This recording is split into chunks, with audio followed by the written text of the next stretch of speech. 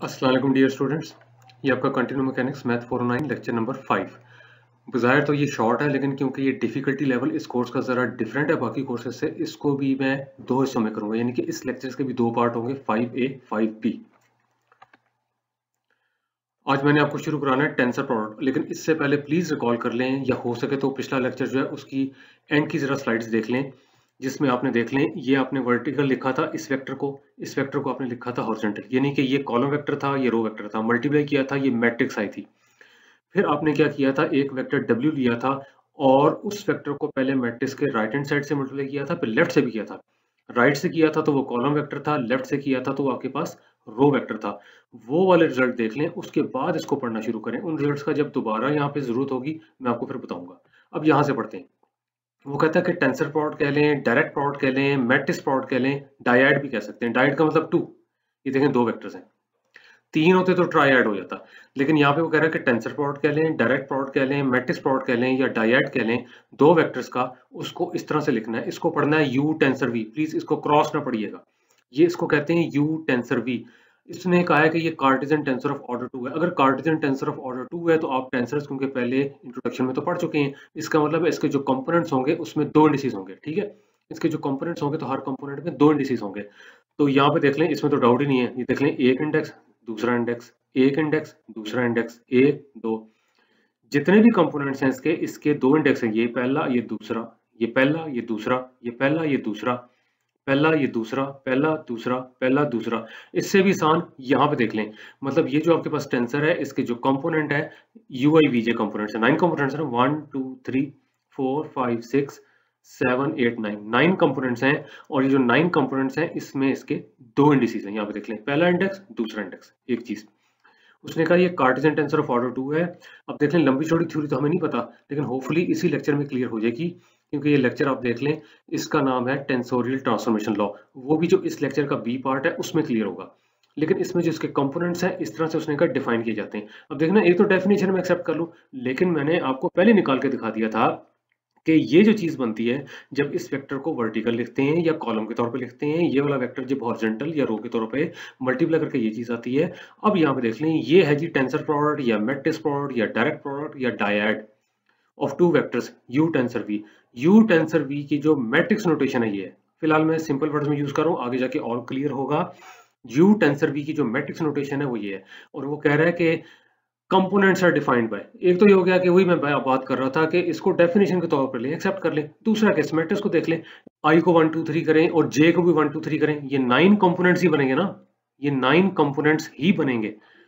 तो एक चीज तो यही है ना कि एक तो इसको डेफिनेशन के तौर पे एक्सेप्ट करें, दूसरा इसकी लॉजिक यहाँ से देखने ताकि इजी हो जाए कि यू टेंसर वी जो है आपके पास, या ये जो कार्टेशियन टेंसर ऑफ ऑर्डर 2 है जिसको हमने यू टेंसर वी का है, इसके जो कंपोनेंट्स हैं 9 कंपोनेंट्स हैं, और जारी बात है यही शक्ल है ना यू आई वी जे। आई में भी 1 2 3, यहाँ पे देख लें 1 2 3, इस तरह ये जे जिसमें भी 1 2 3, यहाँ पे देख लें 1, यहाँ पे 2, यहाँ पे 3। उम्मीद है कि क्लियर हो गया होगा।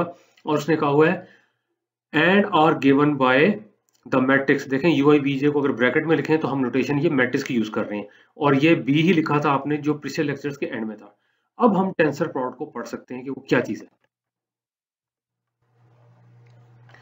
ये है जी डेफिनेशन टेंसर प्रोडक्ट की। उसने कहा कि u tensor v second order जो है आपके पास टेंसर है, ये स्लाइड का नंबर है जो जरा कट गया, सेम एज 2, लेकिन ये जो 2 है इस थ्योरी का हिस्सा नहीं है। ये लिखा है u tensor v is a second order tensor, एक चीज, which transform a vector W। ये देखें, अगर W के ऊपर आप इसको ऑपरेट करते हैं तो ये आंसर आता है। वो कहता है transform a vector W into a vector with the direction of U। क्योंकि ये आंसर आता है, अब जारी बात है कि ये तो आपके पास एक स्केलर है, अगर ये नेगेटिव है तो जो आपके पास U की डायरेक्शन है उसके ऑपोजिट होगी, लेकिन सेम लाइन के ऊपर होंगे या पैरेलल होंगे। अगर ये पॉजिटिव है तो फिर एग्जैक्टली वही डायरेक्शन होगी जो कि U की होगी।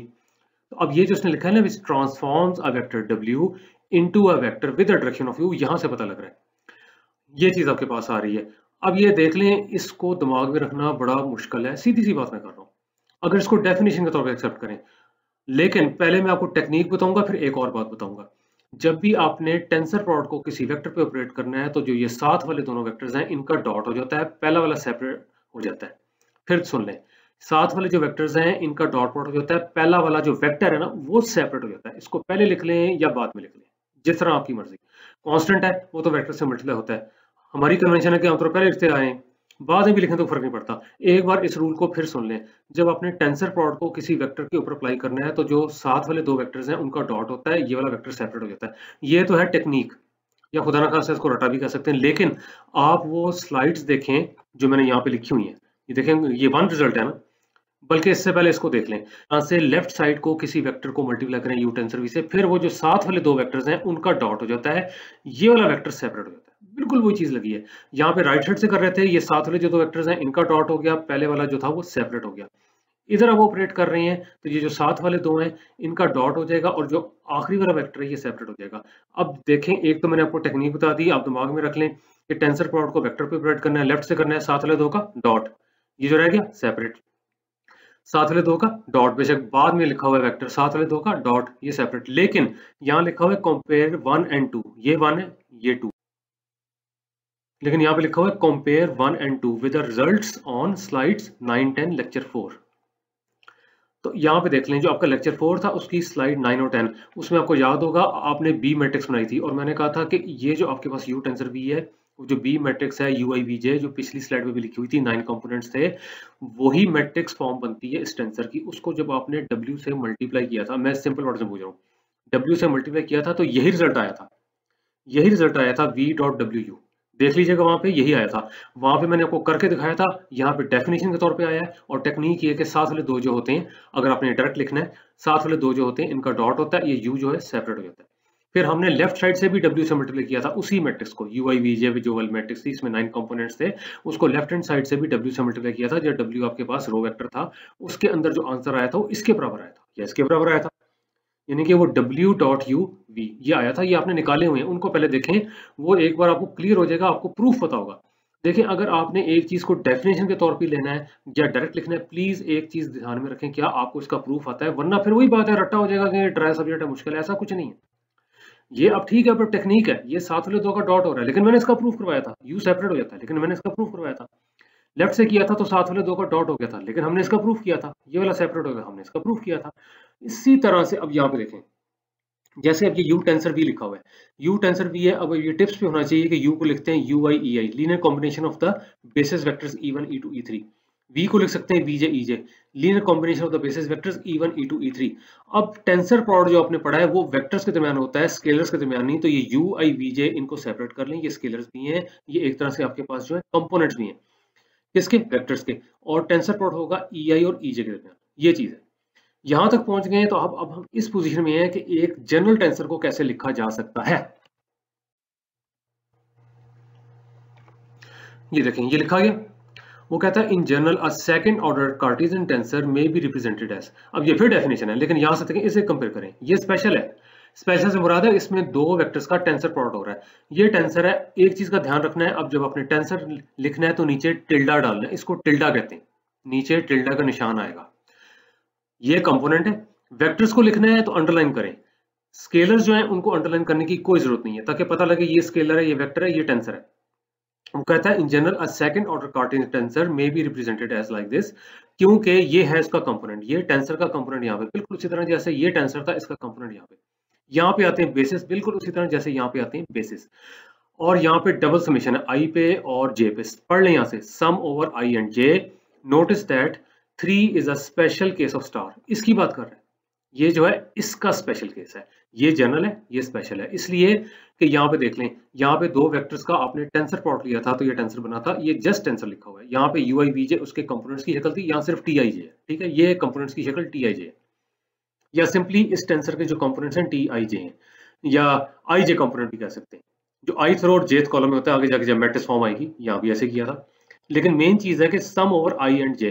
अब वो कहता है ये जो आपके पास 3 है, ये स्पेशल केस है स्टार का, यानी कि ये वाला स्पेशल केस है इस स्टार का, क्योंकि यू आई बी जे कहता है कंपोनेंट्स है Cartesian tensor of order 2 u tensor v, और स्टार में टी आई जे, ये वाले, ये आई जे 1 2 3, ये कंपोनेंट्स है of a Cartesian tensor T, ये आपके पास है, ठीक है जी। जनरल तौर पे ये जो टी है इसके बराबर नहीं होता, ये देख लें, जनरल तौर पे टी उसके बराबर नहीं है, क्योंकि ये कंफ्यूजन हो जाती है, कई बार इसको रिप्लेस कर देते हैं पकड़ के इससे, जनरल तौर पे उसके बराबर नहीं है। कहता है ना consider again Cartesian tensor of order 2, consider again Cartesian tensor of order 2, इसकी बात कर रहा है जनरल वाला। अगली स्लाइड पे देखें, दोबारा लिखा हुआ है, कहते हैं second order tensor T in the form इसमें। अब ये समेशन है आई और जे पे, और ये कह सकते हैं लीनियर कॉम्बिनेशन ऑफ डायड्स। डायड्स हमने कहा था कि ये वाला जो टेंसर प्रोडक्ट है जो कि दो वेक्टर्स का टेंसर प्रोडक्ट है, इसको डायड भी कह देते हैं। अब देख लें यहाँ पे क्योंकि समेशन है और आपको पता लग जाएगा कि ये क्वेश्चन आसान है, असल में यहाँ पे 9 टर्म ही है, ये देखें। और एक चीज का फिर ध्यान रखें, ये डबल समेशन है आई पे जे पे। एट अ टाइम एक इंडेक्स की समेशन खोलें, आई पे खोल लें, यहाँ पे आ जाएगा 1 1। एट अ टाइम एक समेशन खोलें, देखें आई पे खोल लें तो पहले आई को करें 1 1, ये टर्म आएगी। फिर आई को करें 2 2, ये वाली टर्म आएगी। फिर आई को करें 3 3, ये वाली टर्म आएगी। अब जे पे समेशन खोलें, अब यहाँ पे आएगा 1 1, तो ये सारे 1 हो जाएंगे, ये भी 1 ये भी 1। फिर यहाँ पे आ जाएगा 2, यहाँ पे 2, यहाँ पे 2 हो जाएगा, यहाँ पे 2 हो जाएगा। यहाँ पे आ जाएगा 3, यहाँ पे आ जाएगा 3, यहाँ पे 3 हो जाएगा, यहाँ पे 3 हो जाएगा। फिर इसी तरह से यहाँ पे 1, यहाँ पे 1, यहाँ पे 1 हो जाएगा, यहाँ पे 1 हो जाएगा। फिर यहाँ पे 2, यहाँ पे 2, ये 2 हो जाएगा, ये 2 हो जाएगा। फिर यहाँ पे आपके पास आ जाएगा 3, यहाँ पे 3, ये भी 3, ये भी 3। इसी तरह से यहाँ पे देख लें 1 1, ये आ गया 1, ये आ गया 1। फिर 2 2, यहाँ पे आ गया 2, यहाँ पे आ गया 2। फिर आ जाएगा 3 3, ये सारे 3 हो जाएंगे, ये 3 और ये 3। अब लगता है कितना कॉम्प्लिकेटेड है, लेकिन यहाँ पे देख लें ये वैसे ही है। First row first column, first row second column, first row third column, second row first column, second row second column, second row third column, third row first column, third row second column, third row third column. इसलिए वो कह रहे हैं कि 9 components of this tensor represented by TIJ form the entries of the matrix. ये देख लें, जब आपने टेंसर को मैट्रिक्स फॉर्म में लिखना है तो प्लीज ब्रैकेट लगाएं। अगर ब्रैकेट के बगैर है तो फिर ये वाली चीज जो है ये बनती है। फिर देख लें ये वाली चीज ये क्या है। अगर आपने टेंसर को मैट्रिक्स फॉर्म में लिखना है तो ब्रैकेट लगाएं। ये देख लें ये मैट्रिक्स फॉर्म है, इसमें सिर्फ कंपोनेंट्स हैं। यहाँ पे देख लें T11 T12 T13, यही है ना, first row first column, first row second column, first row third column. फिर आपके पास आ रहा है T21 T22 T23, second row first column, second row second column, second row third column. फिर आपके पास आ रहा है T31 T32 T33, third row first column, third row second column, third row third column. ये आपके पास आ गई है matrix form of the tensor. इसमें सिर्फ आपके पास जो है कंपोनेंट्स हैं। अब मैं जुबानी बोलने लगा हूँ, ये देखें जब वेक्टर को लिखते हैं तो आप जब मैट्रिक्स फॉर्म में लिखते हैं या रो वेक्टर के तौर पे लिखते हैं V1 V2 V3 लिखते हैं ना। फिर सुन लें V1 V2 V3, V1 first component, V2 second component, V3 third component. और जब इसको लिखते हैं लीनियर कॉम्बिनेशन तो लिखते हैं VI EI, यानी ये कि V1 E1 plus V2 E2 plus V3 E3, ऐसे लिखते हैं। तो ये खाली कंपोनेंट्स हैं, ये खाली कंपोनेंट्स हैं। और जब बेसिस के साथ लगाना है तो फिर ये है। तो फिर सुन लें, जब आपने टेंसर को मैट्रिक्स फॉर्म में लिखना है तो इस तरह लिखना है, ये ब्रैकेट यहाँ पे लगाएं। अगर जनरल टेंसर लिखना है तो फिर यूं लिखें, जनरल टेंसर लिखना है तो यूं लिखें। और एक चीज देखें, इससे घबराना नहीं है, आहिस्ता आहिस्ता सारा समझ आ जाएगा। ये जो टेंसर जिस स्पेस को बिलोंग कर रहा है वो 9 डायमेंशनल स्पेस है। क्यों? क्योंकि 9 बेसिस वेक्टर्स हैं, 1 2 3 4 5 6 7 8 9, और 9 कंपोनेंट्स हैं। वेक्टर के 3 कंपोनेंट्स से 3 बेसिस थे, यानी कि V1 V2 V3 3 basis, E1 E2 E3।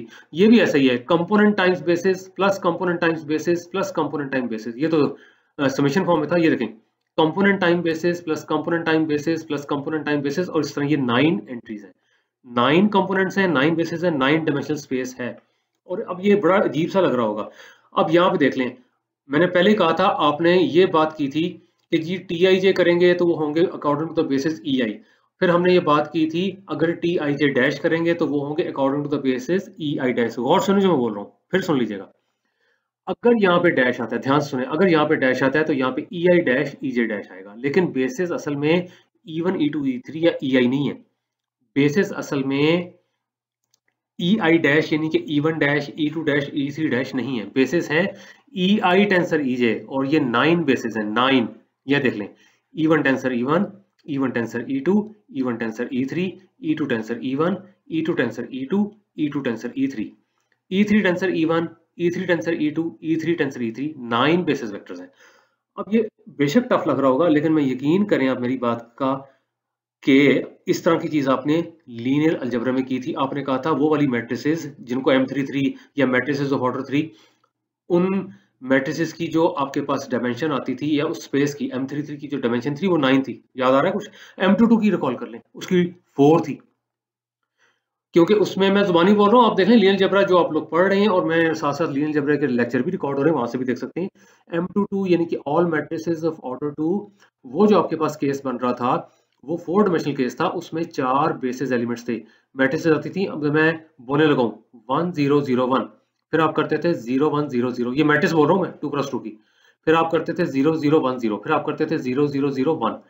इसमें जो आपके पास है 9 मैट्रिसेस बनेंगी।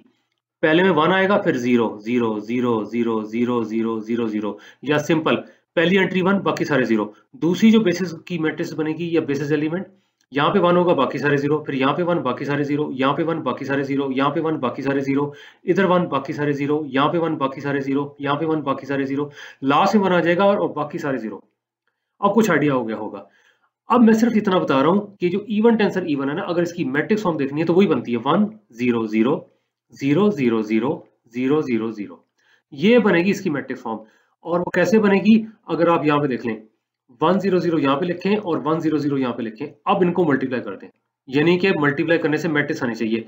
यहाँ पे वेक्टर है 1 0 0, यहाँ भी 1 0 0 है, तो पहली एंट्री 1 आएगी, बाकी सारी 0 आएंगी। ये मैं इसलिए तेजी में बोला है कि आपने वो किया था u1 u2 u3 v1 v2 v3 multiply किया था, तो आ गई थी ना 9 क्रॉस 9 की मैट्रिक्स, ui vj आई थी ना, इसलिए मैंने अब यहाँ तक बताया। तो ये लें, यहाँ तक अब मैं कर रहा हूँ। अब जो आगे की चीज है ना, वो मैं करूंगा होपफुली नेक्स्ट लेक्चर में, लेकिन उसको खत्म करने से पहले इसको बंद ना कीजिएगा, यहां से देख लें। अगली स्लाइड पे छोटी सी एक चीज बता दूं, वो देख लें पहले,